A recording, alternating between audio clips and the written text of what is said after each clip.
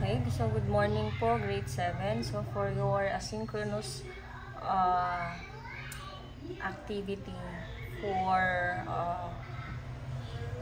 February 27 and 28. So dito nyo po kukuhanin yun. Okay, yung activity nyo. So yung activity po ninyo is nasa huling slide, no, ng ating presentation. Okay, so let's start. So aside from diagram, na like dito sa naka-present, no, aside sa ating diagram, the motion of an object can also represented gamit ang graphs. Okay, so pwede din nating ipakita or pwede nating makita, no, yung motion ng isang object na hindi lang gamit ang mga iba't ibang diagram, but also we can use graphs. Okay? And sa P6, no, ito po ay tinatawag na motion graphs. So, what is graph? Okay, ano ba ang inyong pagkakaintindi, no? Pag sinabing graph. Okay. So we have here a graph is a visual representation that uses lines to show how two or more sets of measurements are related to each other. So additional, no? A graph is a picture, no, that helps us to understand information more easily. So pinapakita dito kung papaano nagbabago, no, yung isang bagay, and it also helps us para madaling ma-compare yung mga pagbabago. So, in motion, ginagamit ang graphs to see how an object moves. And isa sa pinaka-common type, no, is the distance time graph. No? Wherein dito, no, ito is nagpapakita kung papaano kalayo, kung gaano kalayo, no, yung na-travel nung object over time, or how far an object travels over time. So our lesson, no, for this is about the distance time graphs. Ayan.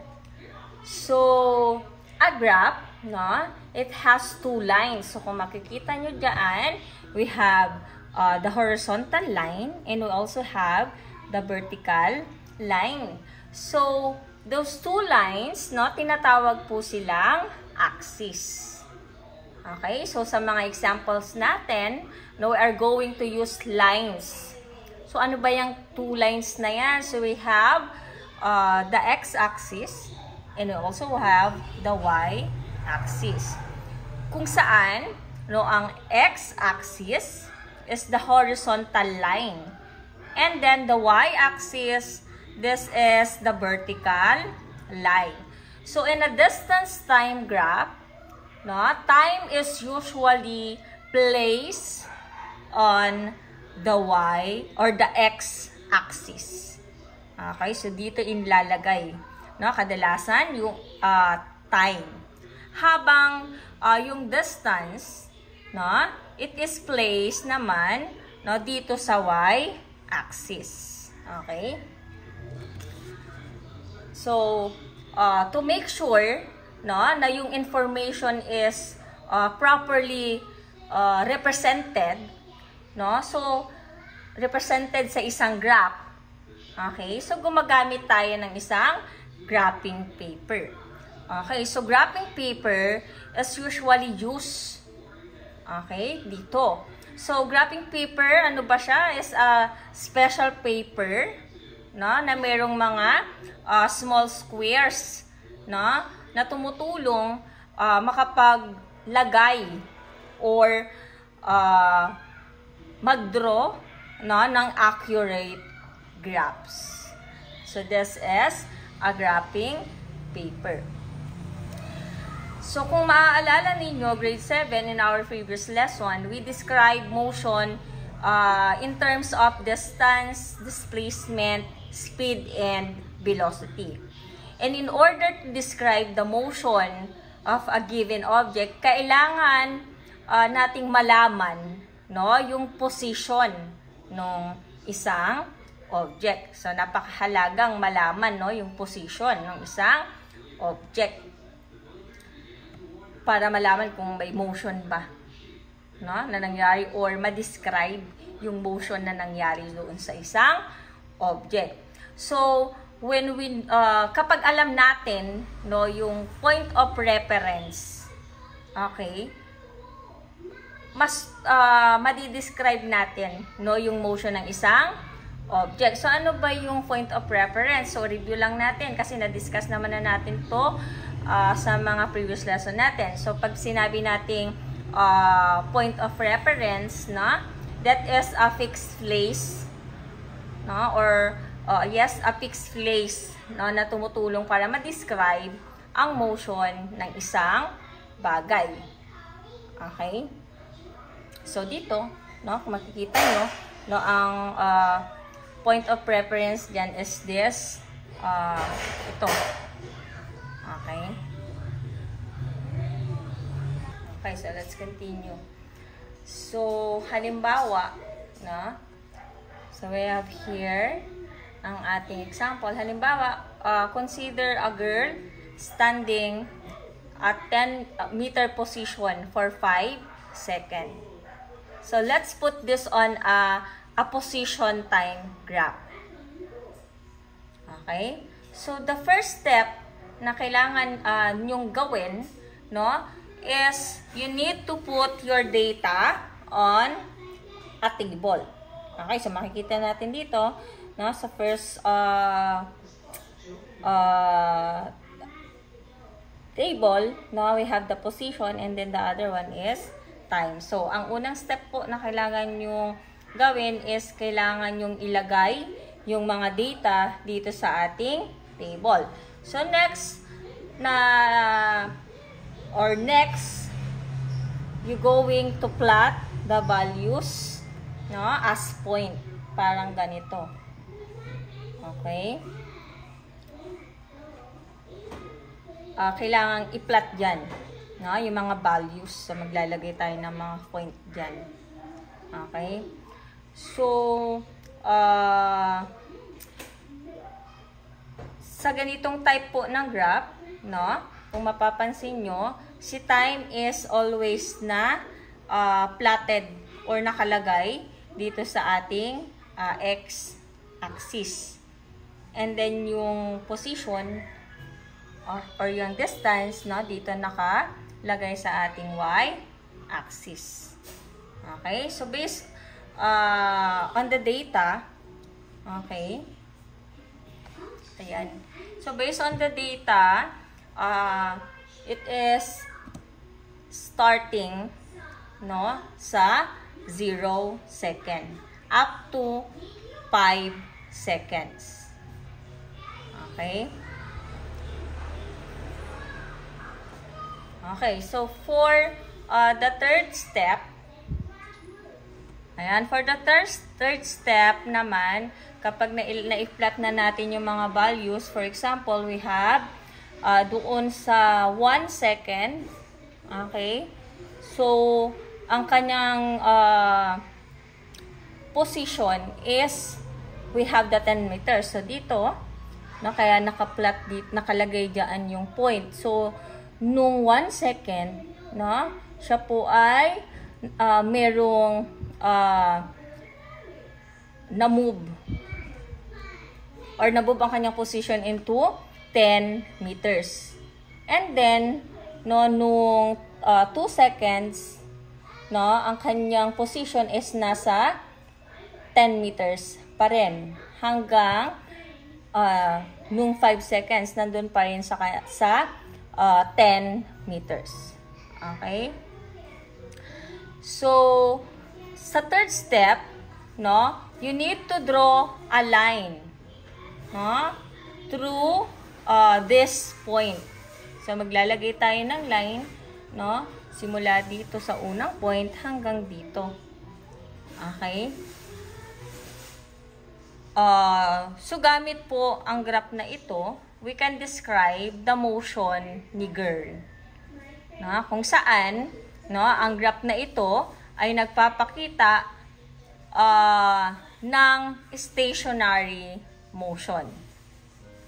Okay? So, pag stationary motion, nangyayari ito kapag yung isang bagay ay stationary or not moving.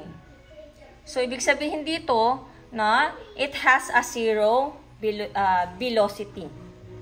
Okay? Next one. Ayan, for example, ganun pa rin. Nandito pa rin tayo sa ano. So, the graph is horizontal line, which means there is no slope. The position does not change. Hindi nagbago. The object remains at rest or stationary. Like, another example is ito. No, a car parked at the side of a street. So, dito, no,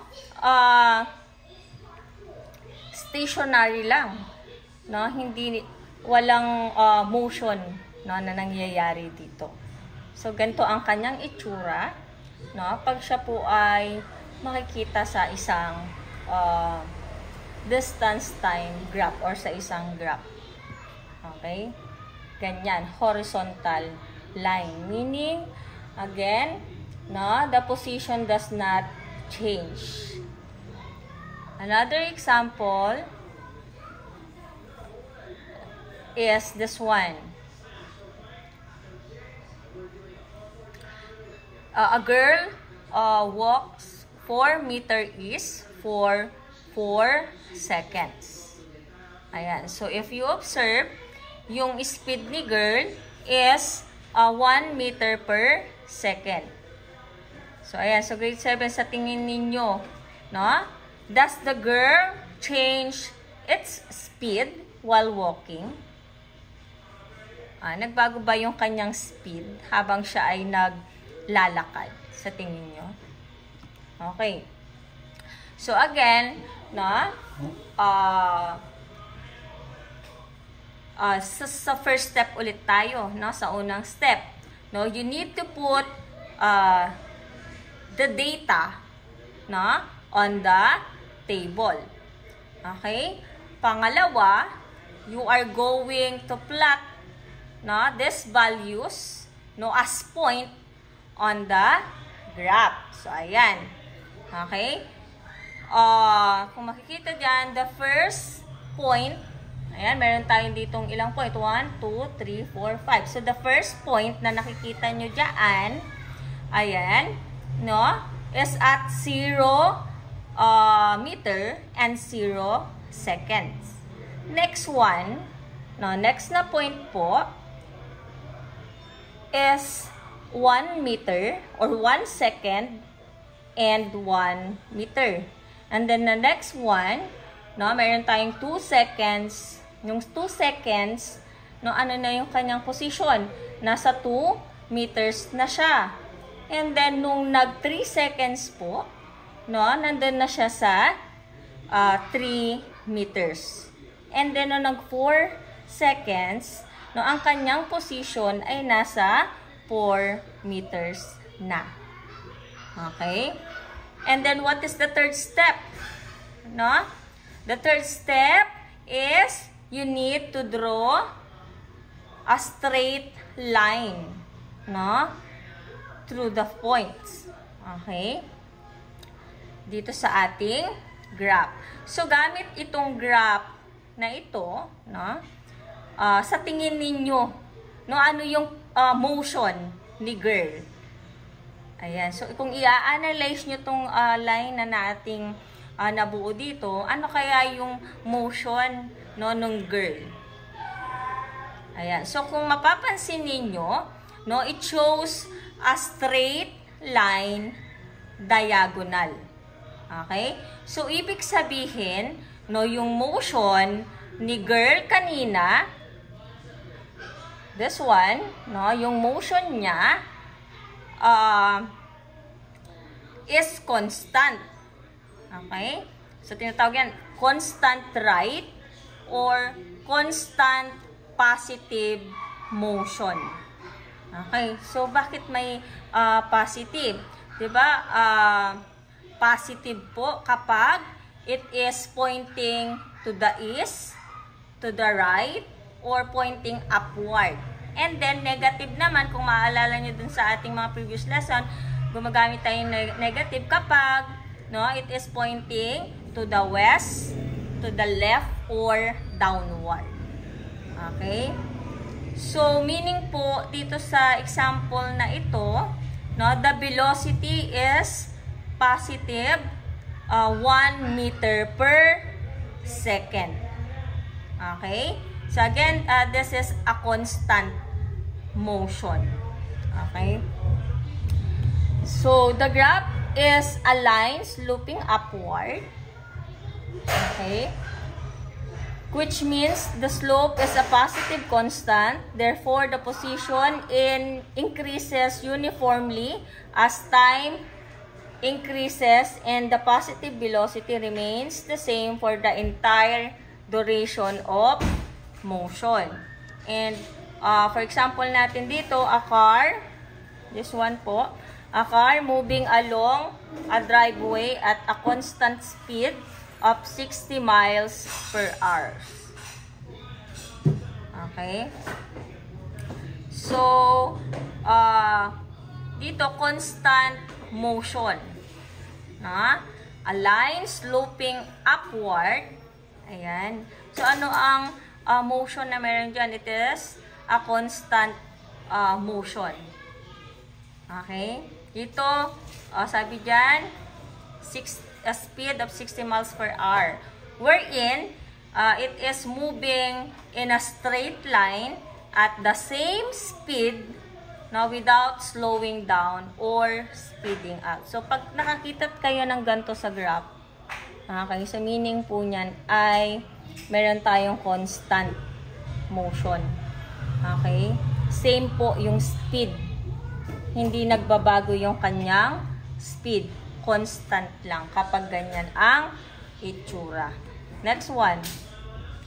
So, another example, a car moving with changing speed. Okay? So, a car start from rest, then after 1 second, it moves at 2 meters. Okay? And then, after 2 seconds, nasa 8 meters na siya. Then, after 3 seconds, nasa 18 meters na siya. Okay? And pagkatapos po ng 4 seconds, nasa 32 meters na siya. So, kung mapapansin ninyo, masasabi natin that the car is not in a constant motion. Hindi na siya constant katulad nung kanina. Katulad nung example natin kanina. Ayan. So, try nating i-plot sa graph. So, we have here a car start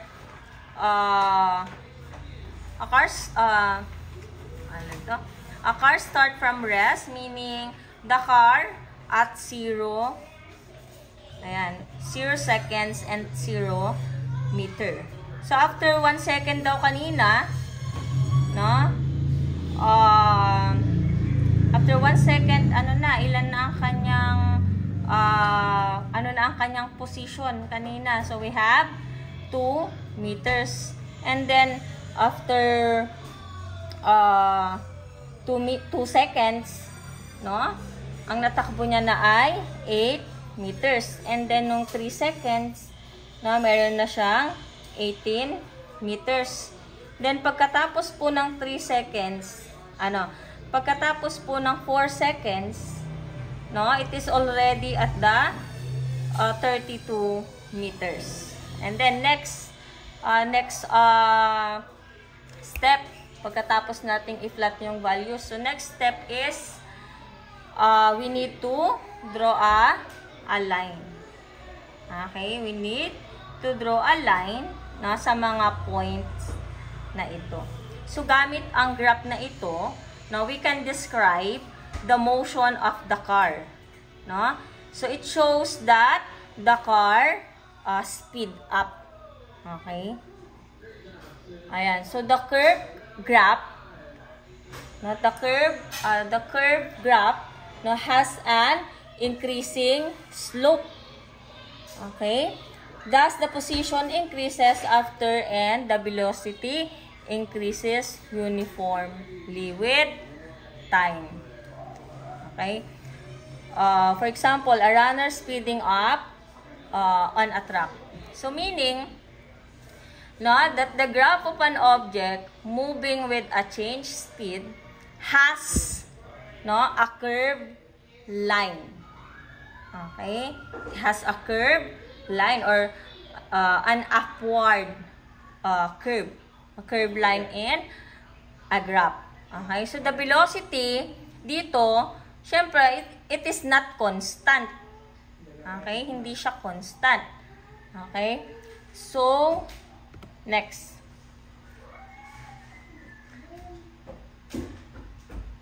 Ayan. So, what happened naman, no, doon sa object kapag ang kanyang position sa time graph is ganito. No, ano naman kaya kapag ganito ang position? Okay? So, sabi dito, the graph that curves downward has decreasing slope, indicating a decrease in velocity. So, kung mapapansin nyo, no, the graph curves downward. Okay? So, meaning, no, the velocity decreases, no, bumabagal yung movement ng object dito. Ayan. So, example natin dyan is yung, ano ba yung magiging sayan? So, ang example natin dito is a ball thrown vertically upward gradually loses speed as it descend or ascend, sorry. Okay, so dito, no, yung bolang hinagis, no, vertically upward. Okay, so sa example na ito, no, the moment that the ball leaves the hand, no, force of gravity will affect, no, the ball. So dito po, no, kapag tayo ay merong ganito, no, downward curves, no, dito ibig sabihin, no, sa una po, no, mabilis siya hanggang pabagal na ng pabagal. Okay? Again, downward curves means the object is slowing down over time.